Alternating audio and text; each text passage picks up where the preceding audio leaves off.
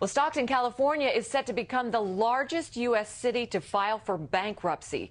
City officials say mediation with creditors failed after negotiations have been underway since March. Stockton offered generous pension plans and benefits for its employees when the economy was strong. But the real estate crash hurt the city badly. It has already laid off 40% of its employees, plus a quarter of its police officers and a third of its fire department. Under a bankruptcy filing, officials will still have power over day-to-day city operations and staffing, but a judge will make all decisions concerning the city's debt. Well, some diet and nutrition advice from a new study. People who cut back on carbohydrates will burn more calories than those who cut back on fat. The idea behind the study was to see what kind of diet would help people keep the weight off once they had lost it. Researchers found people burn the most calories a day on the low-carb diet. But experts warn that a diet too low in carbs and too high in fat can lead to heart problems.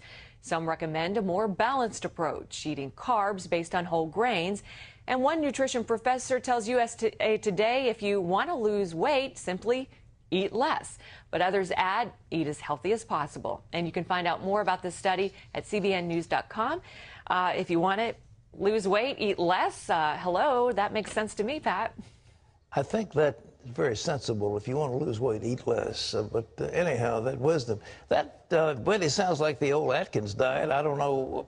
That's what Atkins was preaching, and he died of a, what did he have, a heart attack? He died unexpectedly. Yeah, something like that. Yeah. I don't recall. Well, anyhow, he used to be a regular on this show. Yeah. We were glad to have him, and he was a pioneer, but the whole concept is that the so-called food pyramid put out by the Agriculture Department doesn't help us lose weight, and they've got this program talking about the balanced diet, the the glycemic index, and I believe that they're onto something. You know, certain foods have a higher glycemic index. Do you ever use any of that stuff? No, I don't. I mean, I go basic. I really, you think about what God created. If it grows from trees or comes out of the ground, eat it.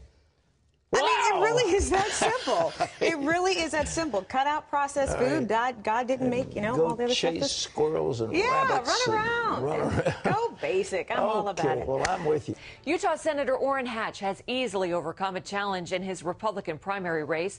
Former State Senator Dan Lillenquist gave Hatch his first challenge since being elected to the Senate back in 1976.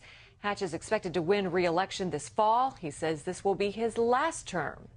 In Oklahoma, five-term Republican Congressman John Sullivan lost his primary to a candidate with Tea Party backing, and long-term New York Democrat Congressman Charlie Rangel survived a primary challenge there. The Pentagon honored gay military members Tuesday for the first time ever. The Defense Department hosted the event in honor of Gay Pride Month. President Obama and Secretary of Defense Leon Panetta each sent a videotaped message. Don't Ask, Don't Tell was repealed almost a year ago, allowing gays to serve openly in the military. And you can always get the latest from CBN News by going to our website, that's cbnnews.com.